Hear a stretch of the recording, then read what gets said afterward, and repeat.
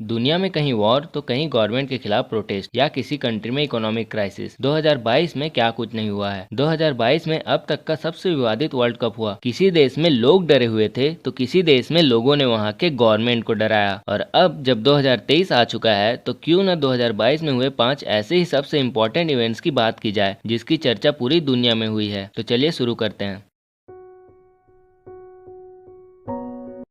साल का सबसे बड़ा sport event FIFA world cup का 22वां एडिशन कतार में खेला गया, जिसके साथ कतार दुनिया की सबसे पहली मुस्लिम कंट्री और सबसे छोटी कंट्री बनी जिसने फीफा वर्ल्ड कप होस्ट किया हो। इस टूर्नामेंट में होस्ट कतार को मिलाकर 32 टीमें खेल रही थी और ये ऐसा लास्ट बार हो रहा था जब 32 टीमों के साथ ये टूर्नामेंट खेला जा रहा था, क्योंकि 2026 से 48 टीमें इसमें हिस्सा लेंगी। कतार को होस्टिंग मिलना और उनके फॉरेन वर्कर्स के खराब देखभाल को लेकर कतार को बहुत क्रिटिसिज्म सहना पड़ा, क्योंकि 2010 के बिडिंग में कतार ने इस वर्ल्ड कप का होस्टिंग जीता था, पर उसके पास इसे होस्ट करने जैसा इंफ्रास्ट्रक्चर नहीं था।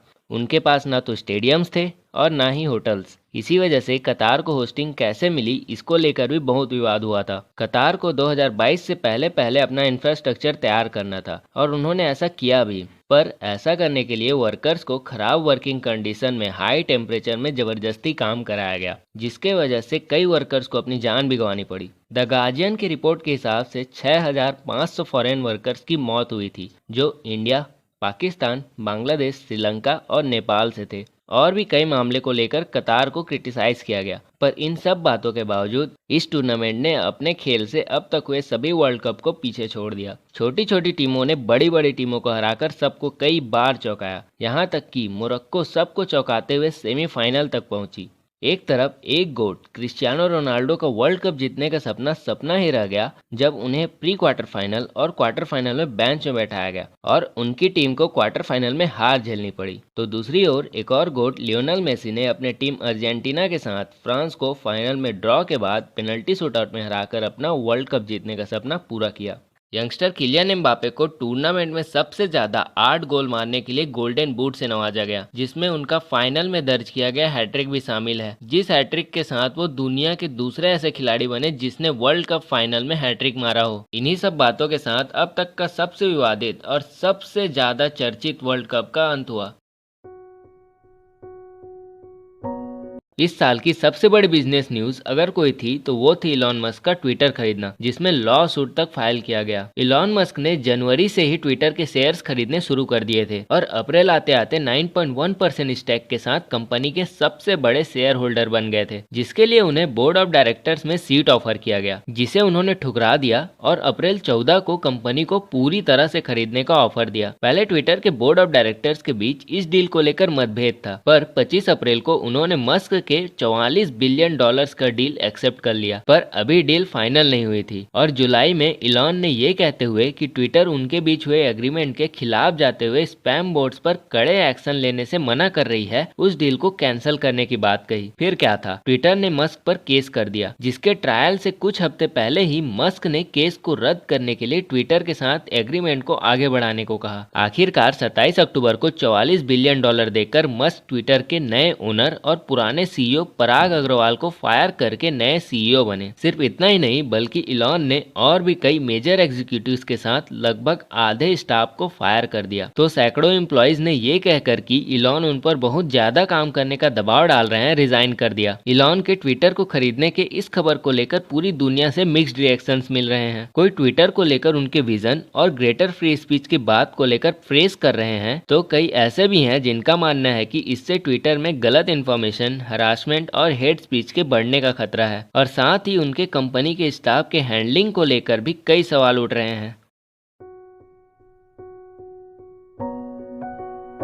मार्च 2022 से श्रीलंका के आम लोगों ने वहां के गवर्नमेंट के खिलाफ इकोनॉमी के मिसमैनेजमेंट को लेकर प्रोटेस्ट करना शुरू किया। दरअसल पिछले कुछ समय से श्रीलंका की इकोनॉमिक कंडीशन बिगड़ते जा रही थी। वहां सभी चीज़ों के दाम तेजी से बढ़ रहे थे। इतना ही नहीं, वहां कई जगह कई दिनों तक बिजली ही नहीं आती थी। वहां फ्यूल्स, नेचुरल गैस और बाकी दूसरे जरूरी सामान की भी कमी थी। इन सब के कारण आम जनता की मुश्किलें बहुत बुरी तरह से बढ़ रही थी और इन्हीं सभी को देखते हुए वहां के लोगों ने प्रोटेस्ट करना शुरू किया। प्रोटेस्टर्स का मेन डिमांड था कि गोताबाया राजापक्सा प्रेसिडेंट पद से और राजापक्सा फैमिली के बाकी मेंबर्स भी अपने अपने पदों से इस्तीफा दें। दरअसल राजपक्सा फैमिली श्रीलंका की एक मेजर फैमिली है जिनके मेंबर्स गवर्नमेंट के मेजर पोजीशन पर थे और उनका लगभग पूरी गवर्नमेंट पर कंट्रोल था। पर जैसे जैसे श्रीलंका की इकोनॉमी कोलैप्स करते गई वैसे वैसे राजपक्ष फैमिली के कारनामे लोगों के सामने आते गए। राजपक्ष फैमिली पर गलत तरह से सरकार चलाने, बहुत बड़े बड़े घोटाले करने के इल्जाम लगे।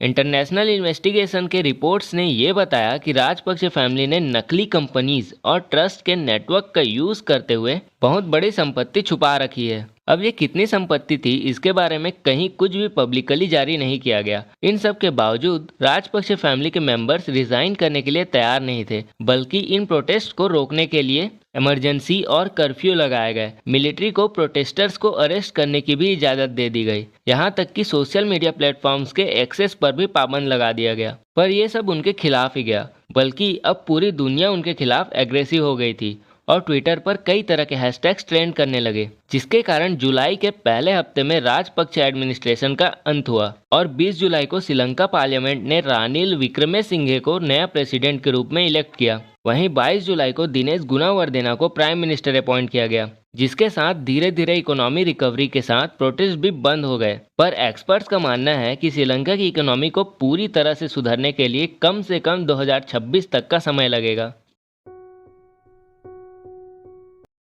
2022 जियोपॉलिटिकल नज़रिए से बहुत बुरा रहा है। इस साल रसिया और यूक्रेन के बीच वॉर शुरू हुआ जो अभी तक चल रहा है, जिसमें अब तक लगभग 42,000 से ज़्यादा लोग अपनी जान गंवा चुके हैं, जबकि 1.4 करोड़ लोग बेघर हो गए हैं। इस लड़ाई का पब्लिक अनाउंसमेंट तो 2022 में हुआ है, पर इस लड़ाई की जड़ 2013 में है, जब यूक्रेन यूरोपियन यूनियन के साथ एग्रीमेंट साइन करने वाला था, जिससे यूक्रेन और यूरोपियन यूनियन के बीच एक मजबूत इकोनॉमिक और पॉलिटिकल रिलेशन बनता। पर पड़ोसी देश रसिया इसके खिलाफ था, जिसके कारण नवंबर 2013 में यूक्रेन के प्रेसिडेंट विक्टर यानुकोविच ने इस एग्रीमेंट पर साइन करने से मना कर दिया और इसके जगह रसिया के साथ ऐसा ही एग्रीमेंट साइन करने का प्रस्ताव यूक्रेन की पार्लियामेंट में दिया। उनके इस डिसीजन के बाद यूक्रेन में कई प्रोटेस्ट होने लगे, जिनके कारण विक्टर को प्रेसिडेंट पद छोड़ना पड़ा, जिससे रसिया नाराज थी और उसने मार्च 2014 में क्रीमियन पेनिनसुला में फोर्सफुली कब्जा कर लिया, जिसके बाद यूक्रेन में एक के बाद एक रशियन सपोर्टिव ग्रुप्स निकल के आने लगे और यूक्रेन के गवर्नमेंट के खिलाफ खड़े हो गए।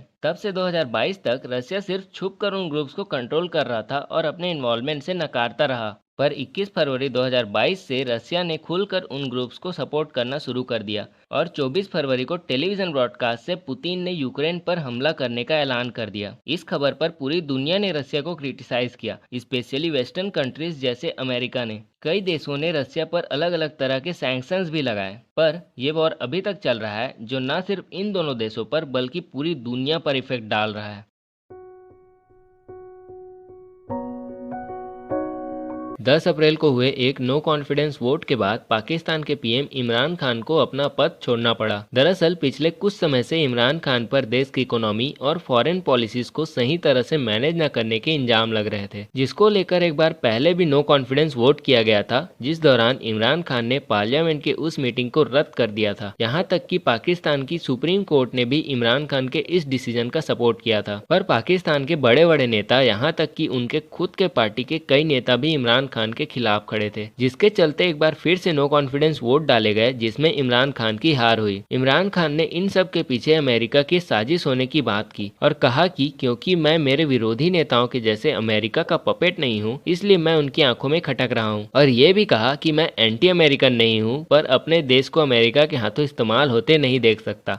इन सब पर अमेरिकी गवर्नमेंट ने इन सभी बातों को झूठा और बेबुनियाद ठहराया। देखिए, पाकिस्तान जब से एक देश बना है, यानी 1947 से ही वहाँ पॉलिटिकल स्थिरता नहीं रही है। यहाँ तक कि जब से अभी की पाकिस्तानी कॉन्स्टिट्यूशन लागू हुई है, यानी 1973 से, अब तक कोई भी प्राइम मिनिस्टर अपना 5 साल का शासन काल पूरा नहीं कर सका है। अब जिस देश में गवर्नमेंट ही स्टेबल नहीं रह पाई है, वहाँ की इकोनॉमी कैसे अच्छी हो सकती है। पाकिस्तान की मिलिट्री का वहाँ की गवर्नमेंट के बनने और बिगड़ने के पीछे बहुत बड़ा हाथ रहा है। इमरान खान की गवर्नमेंट भी मिलिट्री के सपोर्ट से ही शासन में आई थी और अब उनके बीच अनबन के कारण ही ये सब हो रहा है। इमरान खान के बाद शहबाज शरीफ, जो पिछले प्राइम मिनिस्टर नवाज शरीफ के भाई हैं, को अपोजिशन ने 195 पार्लियामेंट मेंबर्स के सपोर्ट के साथ नया पीएम घोषित किया है। पर ये गवर्नमेंट भी ज्यादा समय तक नहीं रहेगी, क्योंकि अगले साल इलेक्शन होगा और इमरान खान पूरे जोर शोर से इस गवर्नमेंट के खिलाफ प्रोटेस्ट कर रहे हैं, जिस दौरान उन पर जानलेवा हमला तक हुआ है। पर इन सब से एक बात साफ है कि पाकिस्तान में इकोनॉमिकल और पॉलिटिकल स्टेबिलिटी कहीं दूर दूर तक नहीं दिखाई दे रही है।